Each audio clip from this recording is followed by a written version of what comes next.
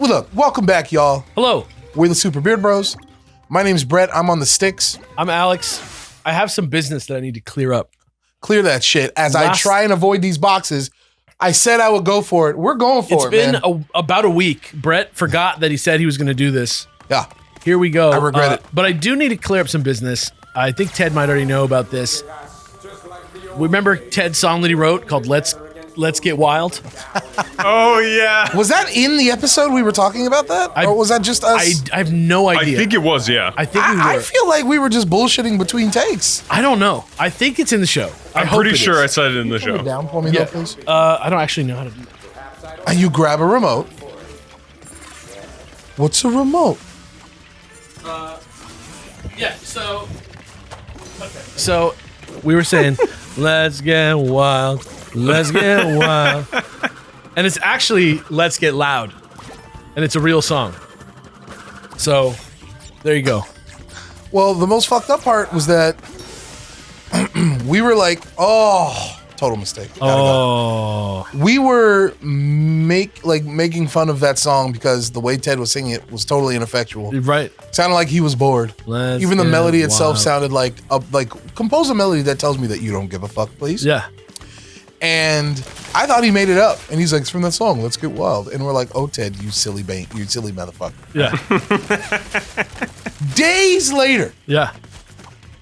I get a text not from Ted, not from Alex, but from Kelly. Yeah. And it's literally just a link to an Apple Music player. And I'm like, Do you have Apple Music? No. You didn't sign up for that? Sorry, Alex. No. Why not? I guess I'm just silly that way. Oh. And They don't have Apple Music for Android? dude, hey, listen, as long as you're going to take money on the side, can you sign me up, please? What the fuck? Yeah. Thank you. So she sends me this link, and I'm like, "Oh, Kelly got fished. Got it." Like and I clicked the link. I was like, "Look, maybe I'm about to get fished. I'll take the risk." So I clicked it, and it's just like this song, this Jennifer Lopez song, I believe, I think so. and it's called "Let's Get Loud." I think you said. Yeah, it's called. It was just that he was Googling it and he was looking up wild instead of loud. Neither of which he was being, by the way. Correct. That song is mild at best. Yeah. Let's get mild. Let's get mild. That's like a Taco Bell That'll commercial. do it. Thank you for coming. Trying to get kids to go back to Taco Bell. So, yeah, she sends me a link to just that song on Apple Music. Yeah. Oh, hold on. I made it. And I was like, did you mean to send this? You know? Yeah. She's like, Alex told me to send it. It's that song Ted was singing. He told me to send it with no context. And I'm like, what the fuck, dude? Why'd you do that? The situation was, I was sitting there like, hey, do you know this song? I just can't figure out this mystery. I was literally like, hey, do you know this? And she was like, that's, Hold on. I didn't know you could even break those like that. How am I supposed to do that? Do you think I could jump? You maybe don't get the guy? Don't get the guy. Yeah, maybe don't get the guy? The purple guy? Huh? The mask. I have to. Would you mean like not turn him on? Like, yeah, like, can Just you do a like, regular jump? Yeah, like, can you just like not have him? Well, no, I have to have him, but I just mean like, can you not like activate him? Yeah. It's possible. Yeah, I didn't think about that. Go on. Yeah, so I was like, I can't believe it's this. Oh God, you gotta send it to Brett. Don't tell him what it's about. And that's like the last time I thought about it. Motherfucker, that came out of nowhere. I'm like, oh, Kelly's in trouble. Like, I was like, is she sending me like coded messages? She was like, Brett, let's get loud. And I'm like, what the fuck does that mean? Yeah, it's literally what I texted her. I think I said, is this a suggestion or a command? Wow. Let's get wild. You don't know, but I told Kelly a long time ago, if you're ever being abusive and she needs help, send me a link to the Jennifer Lopez song. Let's just let me know that it's time to get wild and I'll be there with bells on.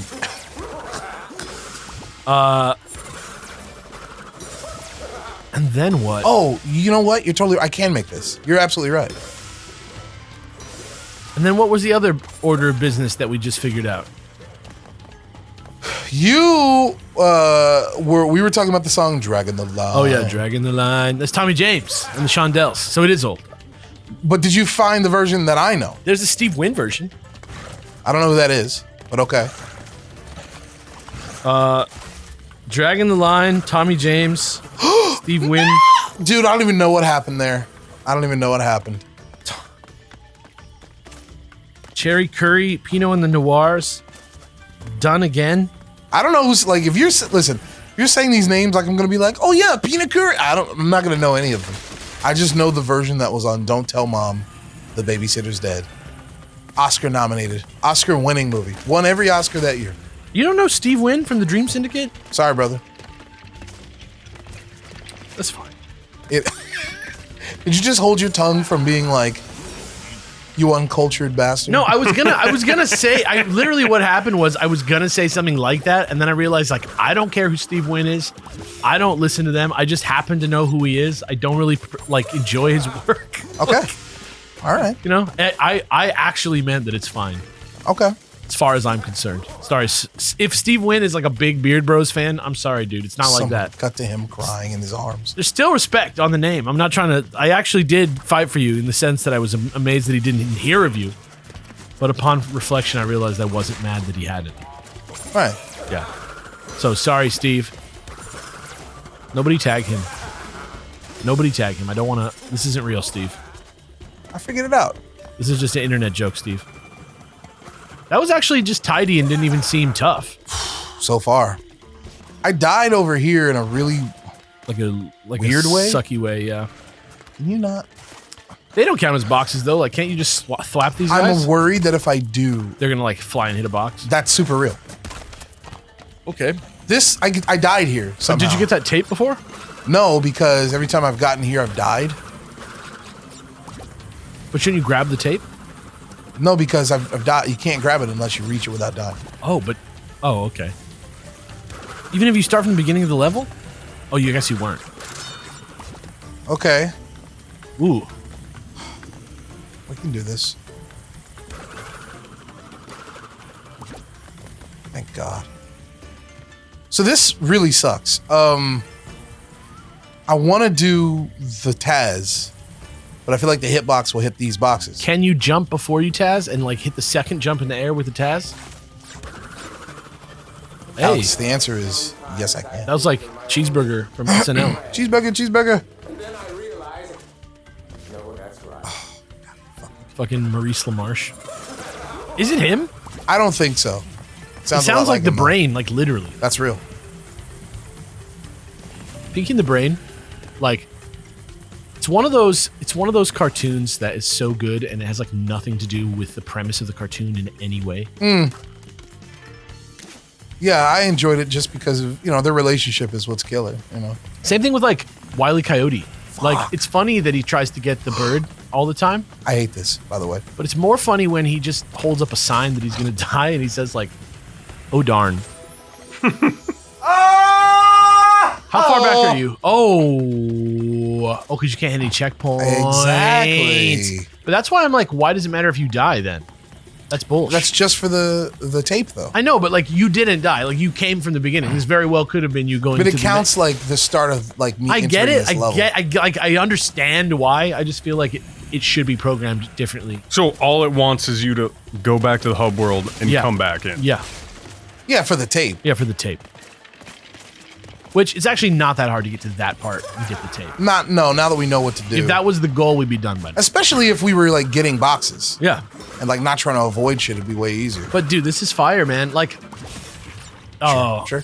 Here's my thing about Crash Bandicoot. I didn't know anything about him. I'm really impressed with how tight the platforming is. The music is kind of like losing its charm weirdly. Is that weird? I mean, we've turned the sound down so low, I can hardly hear the music of this level. The music is starting to be like a little bit less exciting for me. Okay. Now that we've been listening to it for a long time. Okay. Well. But like, I'm really impressed with how fun it is to like go balls to the wall with the challenge on this game. You like to put your balls on that wall, huh? Yeah. I wonder where that phrase comes from. Balls to the wall. I'm trying to like think of like how it could be like tight. Yeah. Oh, I actually just heard the etymology of that. Okay. Hit me. It's like the decks. with fighter jets, The dicks. or just jets in general, they're like throttles have balls on them. Oh, and so they just tilt it to the side till it's touching the side. Yeah. Is There that you go. right? Balls to the walls. Let's get balls Let's get balls. So it has nothing to do with testicles. Let's get Yeah. balls. I'll be damned. Let's get balls. Let's get balls. Why you gotta be so nasal Huh? when you're saying balls? I kind of was feeling like a Scruff McGruff. Let's get balls. What the fuck is that? Balls. What the fuck is that? The best part is that like what they're telling me to believe is that you hit the ground so hard that your shoes. Did they give you the baby? They did. They gave you the squirrel suit? I'm taking it. Is it that bad? Does it break boxes? No. Okay. Look. I'll show you. Let's get wild. This kind of thing always makes me nervous in other games. What kind of thing? What are you Baby talking mode? Just like if there's like a hidden baby mode after I've died too many times. Do you remember the one in Metal Gear Solid where the guys can't see you anymore, but you have to wear like a chicken on your head the whole time? about? I do not remember that. No. I thought that was like the funniest thing because the graphics are so good in that game. Like it looks like a representation of like pretty close to reality sometimes. So, Ted, is the reason you didn't like it is because it like bruises your ego? I think the reason I don't like it is because my mind now plays tricks on me that I think there are hidden mechanics in other games when you die a lot, so I can never be totally sure if I'm getting better. You think you just don't I like the see. notion that the original challenge was replaced by an easier challenge because now Yeah. you feel cheated. Yeah. No. I think Ted was saying that he doesn't like that when there's a hard challenge and he dies 30 times in a level, and let's say on try 31 he gets it. He's I like, think Ted is- did I win? Right, like did I do it myself or was there an invisible Yeah. helper mode that got activated? I'll tell you right now, there's a lot of games where there is an invisible helper mode. I don't like that at all. I don't either. I don't mind turning on the helper mode. Like, I'm not going to turn it on myself, but I don't mind the existence of it for people that want it. But at least tell me that it happened. You know what I mean? I Yeah. guarantee that we probably, especially me, Excuse me? just because I know you're not like trying a million games like I am all the time, like for no reason. Like I play a lot of games that probably doesn't happen in, like older games, like retro games, stuff like that. Okay. But like newer games, you'd be surprised how much that sort of like movie watching sort of corporate mentality comes into like the discussion about pacing and stuff. I always hear people talking about that. You know what? I don't think I would be surprised, you know? I guess when I say you here, I just mean the royal you. Oh, I see. Like it's just kind of like definitely more of a marketing discussion all the time than anything. The marketing of, like, don't make your game too hard to beat. Yeah, 100%. Like I'm not an expert on that. I've only put out one game. 17,000 video games. No, I've only put out one game that I like worked on. Like, you're an But like, you know, I've worked on a couple other games. I know what it's like, you know, with people behind the scenes who talk about this stuff with me all the time. But I'd be interested if you're like a developer, if you're like a serious developer and you watch this channel, I would really appreciate like a little weigh in in the comments about what kind of pressure you faced. Even as a small developer, like what is like the most frustrating metric that you've had to compromise with your creative process? It's also why I get mad that people call anyone sellouts in the games industry. I took a risk. Did you see that? I did. You see how close it got? That's why I did the Yeah. right line and not the left line. Between the lions. I think Lisa used to watch that show. I definitely used to watch the shit out of PBS. So like Zoom, Between the Lions, Wishbone. Come on. Yeah. Shit, man, my mom watched Zoom. What's the story, Wishbone? Your mom into like simple papercraft? You'd say you make handcuffs. Why our daycare lady forced us to read books in the morning? Wow, for her. what a bitch. No.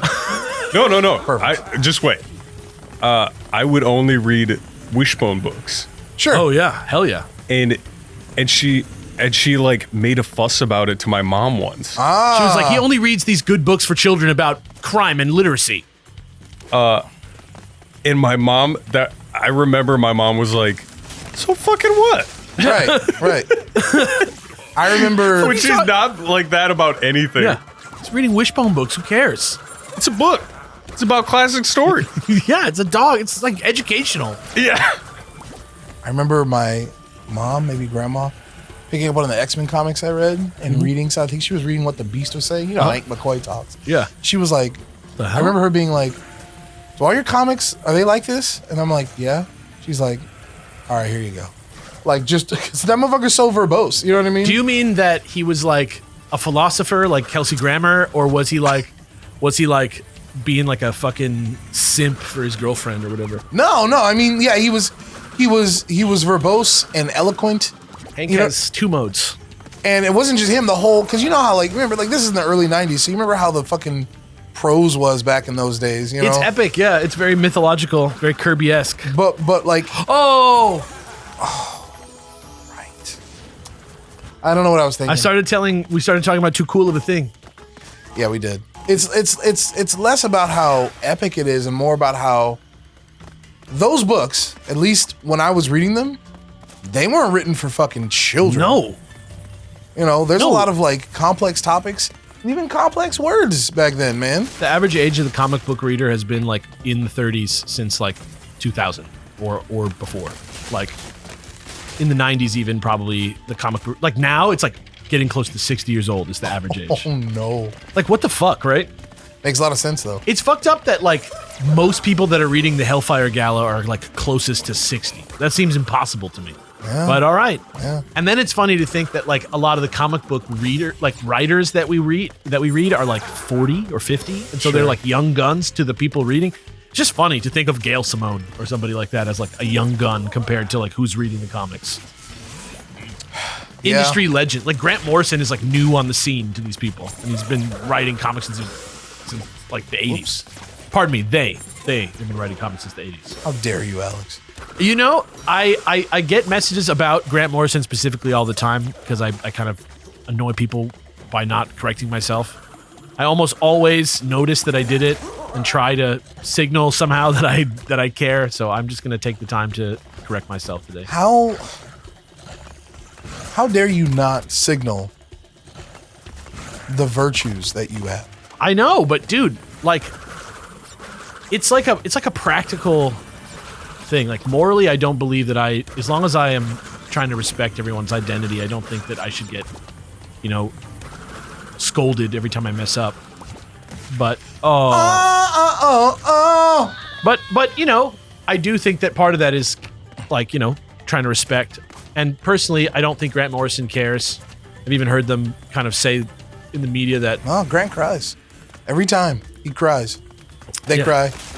We shear it cries. I've heard Grant in interviews say that they don't really mind what they're referred to as because they've kind of been through it all and they don't really identify with that hard, but out of respect and because they've kind of been sort of blessed and deputized by the community as a hero for some of the stuff that they've written, I will take the time. Somebody in my chat the other night was like, if you have to get rid of someone's entire works, like they never existed, would you choose Morrison or Alan Moore? And then I think the person right after that in the chat was like, that's a tough one. And I was like, it is? Bye, Grant. That's, I mean, and I'm down with Grant Morrison a little bit. Don't be a But hater though. I'm not hating. Yeah. I'm saying that's super easy for me. I mean, okay, yeah. Like personally, I think you guys all know I'm like more of a fan of Grant Morrison than most people are. I would say, on average, I'm like a pretty big Grant Morrison fan. I'm gonna admit right out the gate that Alan Moore has, I mean, just pound for pound is maybe the best comic book writer ever to live. I couldn't imagine losing the things Alan Moore wrote. Yeah, like Watchmen, like Swamp Thing, like Right. freaking Tom Strong, like freaking LXG. Actually, if you don't mind like a horny comic book a little bit, like if you don't, What the fuck? That's bullshit. That's bullshit. Should I just do the safe one from now on?